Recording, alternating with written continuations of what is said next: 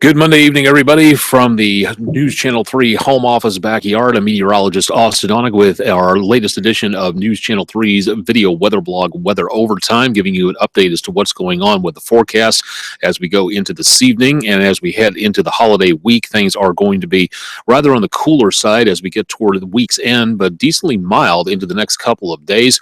Looking at fairly quiet conditions here in the Mid-South area. A few clouds moving into the area for this evening might interfere with a little bit of stargazing. We'll talk more about that coming up in just a little bit. The main weather story, well, the main story of the day at this point in time when it comes to natural phenomena at this point is a major earthquake occurring off the coast of Japan, right around the Fukushima area. You may remember that from a couple of years ago where the nuclear reactor had a lot of problems, including a meltdown almost in that location, a 6.9 earthquake in and around the area of East Japan.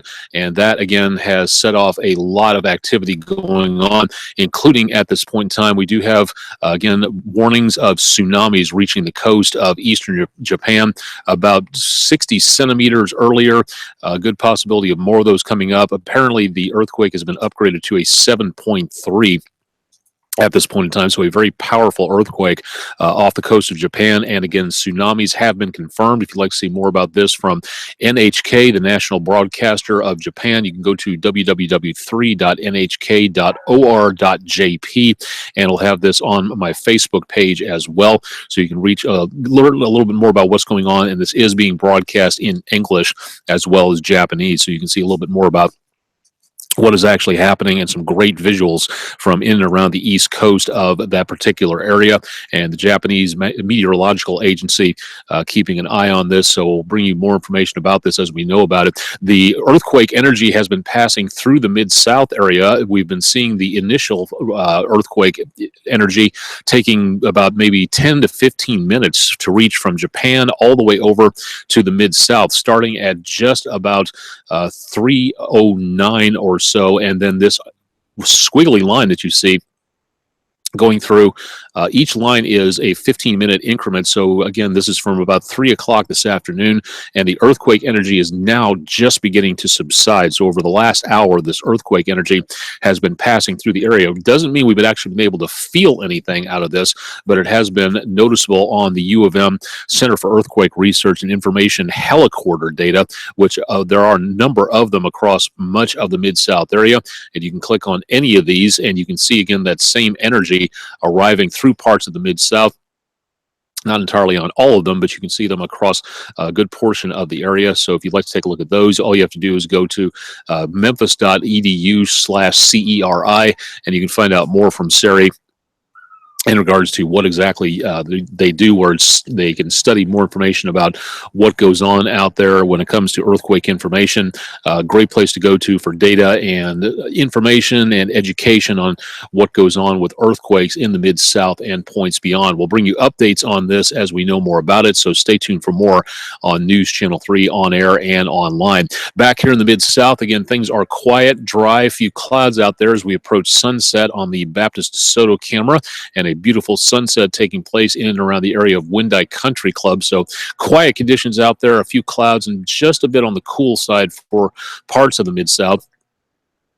And we'll continue to see fairly dry conditions for the time being, but more possibilities of looking at chances of showers and thunderstorms in our forecast. View from the Rhodes College web camera in around central Memphis on the Weather Underground network, showing again some of those clouds out there and a little bit of sunshine into the area as we approach sunset for this evening. Getting back into the area where it comes to weather tomorrow, and into much of the rest of the area, we may be looking at the possibility of some more wildfire danger out there. We continue to be very dry, even though we saw a decent amount of rainfall last week on Friday, about ½ an inch plus for parts of the area.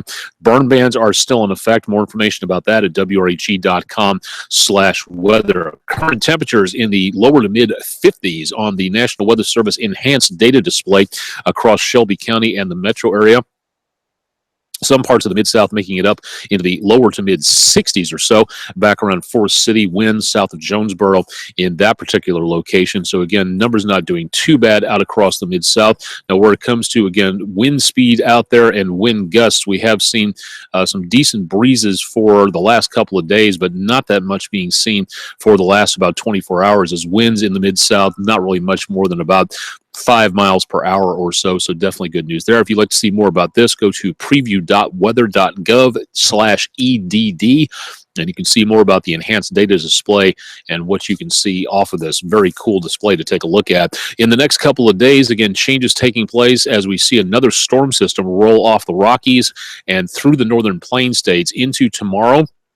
We may see the possibility of rain mixed with snow and maybe freezing rain into around parts of the northern plain states. West of Minneapolis, the Dakotas, and northwestern Iowa could see some problems there. And then heavy snow possible west of the Great Lakes, Minneapolis, St. Paul, north of Chicago, and into around parts of the upper Great Lakes could be seeing some problems.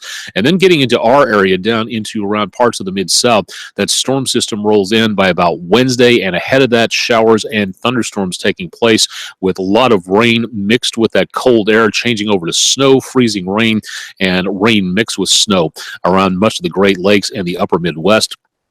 And yet again, another storm system coming in from the West Coast. Now, this is going to cause a lot of problems and slowdowns and possibly some headaches as we get into around the area, the travel time for the Thanksgiving Day holiday. So if you have any plans for travel or know somebody who's heading into the Mid-South from these areas, might want to advise them that a little bit of an earlier start would not be such a bad idea. High pressure and control, and that's going to keep us again on the chilly side tonight with some temperatures back in the upper 20s east of the metro, mid to upper 30s in Arkansas and northwestern Mississippi, and the metro area itself decently chilly. Fortunately, winds not that much, going to be out of the southeast at about 0 to 5 miles per hour. For Tuesday, high temperatures a little warmer, back in the mid to upper 60s across much of the area, and the winds will pick up a bit, about 10 to 15 miles an hour out of the south-southeast. That's going to bring in even more warm temperatures. So lows Tuesday night will not be as low, upper 40s to around lower 50s. And by the time we hit Tuesday evening around dinner time, there could be some showers and thunderstorms making their way into the Mid-South. So stargazing tomorrow, probably not going to be a great deal of that going on. High temperatures on Wednesday, back in the upper 50s to lower 60s. Showers and thunderstorms by commute time on Wednesday by the time everybody gets ready to travel. And then showers and thunderstorms will start to make their way out of the area by the time we hit Wednesday evening. So clearing skies out there, and temperatures by the time we hit dinner time Wednesday night, as a lot of people are going to be in motion for the holiday, back in the lower to mid 50s or so. Thanksgiving into around the area of Thursday, temperatures will be back very comfortable in the upper 50s to lower 60s. And then numbers across the area looking clear for anything involving rainfall. In fact, we should be looking at sunny skies for the most part for most of Thanksgiving. So beautiful weather for the holiday itself, and winds out there very light to calm, so not doing too bad. Low temperatures on Thanksgiving night back in the upper 30s to lower 40s, and then going into Friday, high temperatures back in the upper 50s to lower 60s with no rainfall expected. Very quiet for, looks like, the rest of the week. Now, by the time we hit next Saturday and Sunday, we could be looking at more chances of showers and thunderstorms. We'll talk more about that as we get into the course of the rest of the next couple of days. Another tropical storm Otto, has formed in the southern Caribbean, and it's going to be making its way across Costa Rica and Nicaragua, eventually emerging into the far eastern Pacific as a tropical depression. It could even become a hurricane by the time it hits about 1 o'clock in the afternoon on Thursday, according to the National Hurricane Center. So this could be something to watch out for if you're planning on any cruises in that area or dropping down to Central America. But as of right now, Otto is not a major concern and definitely no threat to the United States. So good news there. Keep up to date with what's going on in the forecast and science and earthquakes and all kinds of things going on at my Facebook page at facebook.com/Austen Onek, WREG, one word, and also information about science and information on the earthquakes and everything else going on. Please update me if you have any questions on what to look at where it comes to earthquakes and everything else across the area.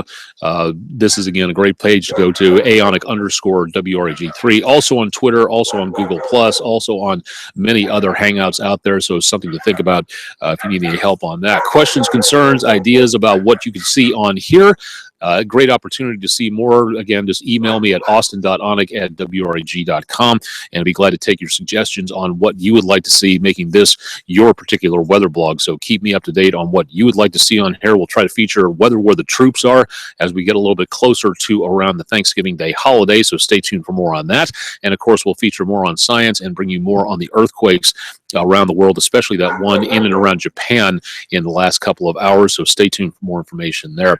Live and direct from the backyard, I'm meteorologist Austen Onek with Monday evening's edition of News Channel 3's video weather blog, Weather Overtime. Stay tuned to WREG.com and my YouTube channel. We'll have more information about Mid-South astronomy coming up about what you can see tonight and early tomorrow morning on our astronomy blog called Skyblog 3. That'll be posted here within about the next hour or so. So stay tuned for more information there. Live and direct, I'm meteorologist Austen Onek. Thanks for joining me for tonight's edition of WREG News Channel 3 weather blog, Weather Overtime.